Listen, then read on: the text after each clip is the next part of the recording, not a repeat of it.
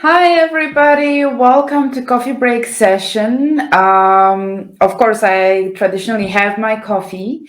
My name is Martina Szczybiorek, and I have a PhD in immunology. And this is Coffee Break Session from Science Bridge. I would love to hear from you guys. If you're seeing us, where you're from, please post it in the comments. We are 1 minute away from 10 o'clock. Our session starts at 10 a.m. because that was the general standard coffee break time for me in my lab. And I see it's 10 o'clock again. So welcome everybody who just joined us. My name is Martina Szczybiorek, and this is a coffee break session from Science Bridge. In today's session, I have something very important to talk to you about. Last few sessions, we discussed different positions as scientists, that what we can get outside of academic setup. And today I want to actually diverge from this topic a bit and go back to what it means to be a scientist. In the first session, I was talking more about the time frame that you get. So when you actually become a scientist from the time frame point of view, so how much education you should get to become a scientist. And the general consensus that I had there was that when you're on your master's degree, you already become a scientist. But what does it mean to be a scientist? Well, today, I want to unpack this thing about scientists and what scientists actually represent in a society point of view, which can be useful for you for future when you want to apply for jobs. So, while we are becoming scientists, that track gives us a lot of different lessons. Some of them are awful and some of them are glorious. I'm not gonna say that everything, is pink and bright, and I'm not wearing pink glasses, to be honest. Becoming a scientist can be a tough job. That's why being a scientist is so unique in itself.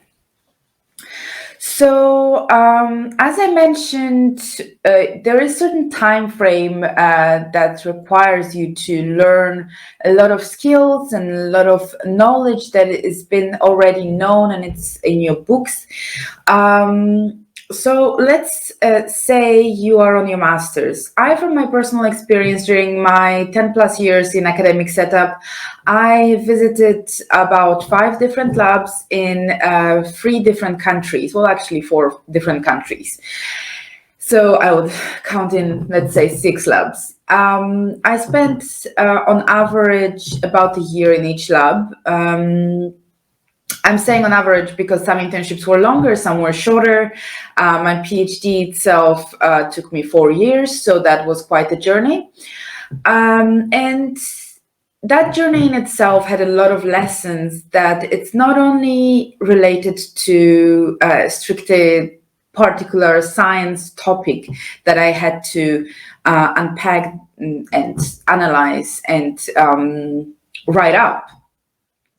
Some labs were, let's say, bigger than the others. In some, I had different supervisors who have different social skills.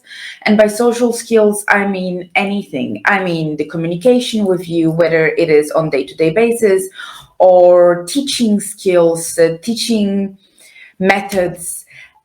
In one of my labs, my supervisor had a very unfortunate accident right at the beginning of my internship, and I literally had to go to her house to discuss my progress because it was simply impossible for her to get to work. But obviously work had to be done, and at the beginning of my internship, I was basically dropped on the very deep waters that I had to navigate because I had to work without my supervisor. So, as I'm saying, those were all lessons in itself, which were not necessarily about science. But because when we are studying, we are in our early 20s, Usually. So that's the time when we leave the high school, when we enter this adult world, when some of us move out from the house, move out from their own countries. Like in my case, I moved out from my country for my studies. Some just stay with their parents, but they still have to navigate, like now I'm an adult, now I can do whatever I want. And still I have to take on my responsibilities, which is job, which is working in the lab. For some of us will be also teaching. For some of us will be additional courses that we are taking during our work. So let's start from the beginning. Why I am talking about this now, I think it's something very important to point out. Those skills, the people skills, self-management skills, emotional intelligence skills, those are very sought after skills, which means employers will actually look for those skills in your CV. So when you're applying for those different types of jobs that I've been talking about in previous sessions, or you can find them on our career map that you can download from our website, which is www.sciencebridge.co.za/for students, and there you can find our career map and you can download it and analyze where you would see yourself. But first you have to think, aside from my why, you have to think what actually skills I have, what I possess in myself. And then you can see that those skills are not only I know how to do PCR, I know how to extract DNA, or I know how to do ELISAs. So why I'm saying that those skills are very sought after is according to the World Economic Forum, there are certain top 10 skills that are going to be looked after, sought after in 2025. We are in 2021, so you have some time to prepare if you're still in your master's. So let me share the screen with you. Okay, now I made it bigger. Glorious. So this is the top 10 skills of 2025, right? And we can see that the analytical thinking and innovation is like the holy grail, is on top. It's related to problem solving. So World Economic Forum actually divided the skills that the employers will be looking for, which will be in categories of problem solving, self-management, working with people, technology use and development. If you think about it, the technology use and development skills, you're a scientist, come on, you know how you operate the technological side of your work. So as things as using Excel, using Prism, using different types of software for imaging, for data analysis, whether you're learning R or other program for data analysis, those will be very important skills for you to have and cultivate for future use, because that's where we are heading. The fourth industrial revolution is upon us, and fourth industrial revolution means merging the technology into our work constantly. So the technology use, obviously the monitoring and control, the technology design and programming, that's something that you've been taught on your programs as scientists. Maybe not all of them. Obviously, you can't always be a jack of all trades, but you might be specializing in something else. So let's look at the other skills. The problem-solving skills, as I said, the analytical thinking and innovation, complex problem-solving, critical thinking and analysis, creativity, originality, and initiatives, reasoning, problem-solving, and ideation. You're a scientist. You basically, those are your natural skills that you gained, because when you were given a project, you had to look at the project holistically, which means that you had to look at it from perspective of what has been known, what needs to be done, how I can combine those two by doing my experiments, right? So let's say you were given your master thesis project, which lasts 2 years, and it was in allergy. Yes, my PhD was done in allergy, so I'm going to refer to allergy. And let's say it was specific disease, and you're supposed to research this disease on a very specific receptor. So you're going to look at the back of the literature, what has been known. That's the part of creating your theoretical background. The same goes for PhD. Obviously, it's more independent and more in depth, and the same will go for postdocs. It's not so much different, aside from on each of those steps, you're more and more independent. So if you're a postdoc, you're the person who's choosing the topic usually.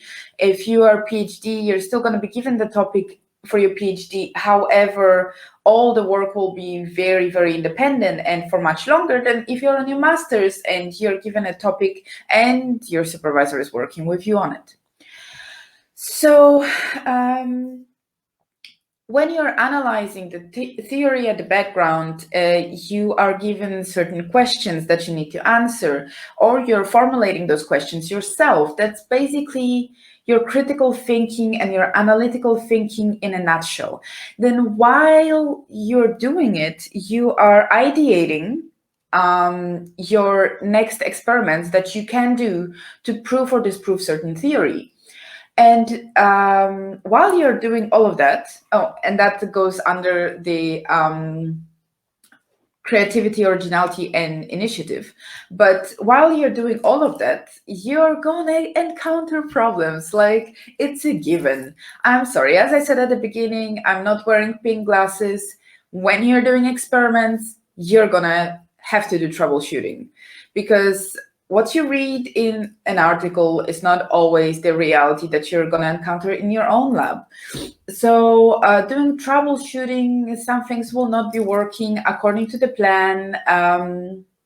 So you have to be very flexible and have some innovation in you. You have to have critical thinking on what you have done that could have been wrong, what has been done wrong maybe in the article that was published and scientists have missed something. Those things do happen, and that's related to the complex problem solving. So then we have other category of skills, which is self-management. And to self-management belongs the active learning and learning strategies, as well as resilience, stress tolerance, and flexibility. And as I just mentioned, when you're working in the lab and you have this troubleshooting, oh boy, you're going to have to be resilient to stress, and you're going to have to be flexible. Let me just give you an example. You are running an experiment, and on day 2 of your experiment, it turns out that someone took a vial of your antibody, and now you have to run around like a headless chicken and look through labs or borrow or come up with the solution, because this was your antibody for your fax panel, which means one of your experiments might be completely messed up, and your 2 days of work will just go to nothing, or worse. It was a long experiment and now it's the final 2 days, and you're going to have a problem. Obviously, your flexibility now, resilience to stress, the stress tolerance, and in that moment, the innovation, creativity, active learning strategies, that's going to come up. That's all going to fall together.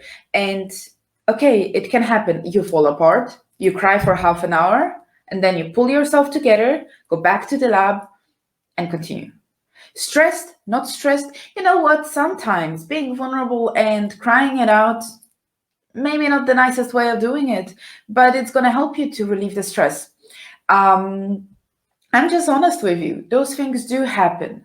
It's better than punching a wall if you're stressed, but you have to have some ways of letting go of stress and breathing in and out, calming yourself and trying to find the solutions in that moment. That's just showing your flexibility, your resilience.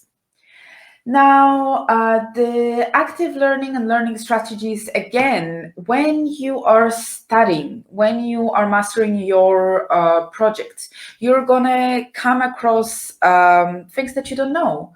And then you're going to adapt yourself to those things, and you're going to find the courses and solutions. You're going to assign your name by course that you want to take part in because you know that you want to learn this technique, or you're going to sign up for a conference, not only because it's in a cool city and you can travel far, but because they have special workshop that would be very useful for you.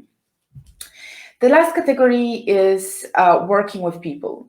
Leadership and social influence. Well, that's not necessarily discovered as early as master's degree, but it can be. But definitely on your PhD and postdoc positions, the leadership and social influence, that's going to be discovered during your later stages of your studying and career development, because you're going to have to manage your own project, and that project will have a lot of moving parts in it, and you might need access to certain equipment or access to reagents or work with some companies. And that's the moment when your leadership spark comes in place and you take on that project and you're leading it.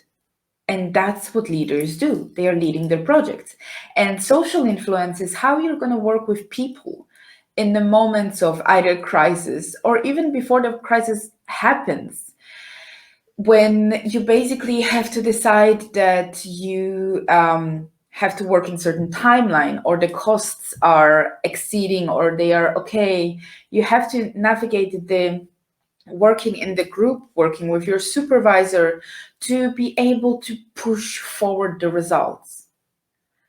So I hope that by giving you the pure explanation of just top 10 power skills that will be sought after, I gave the idea how unique science education can be and how much you're going to get through becoming a scientist.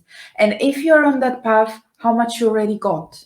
Just look back at yourself, do a self-audit, and think what you had to face during your studies and where does it fit in those top 10 skills.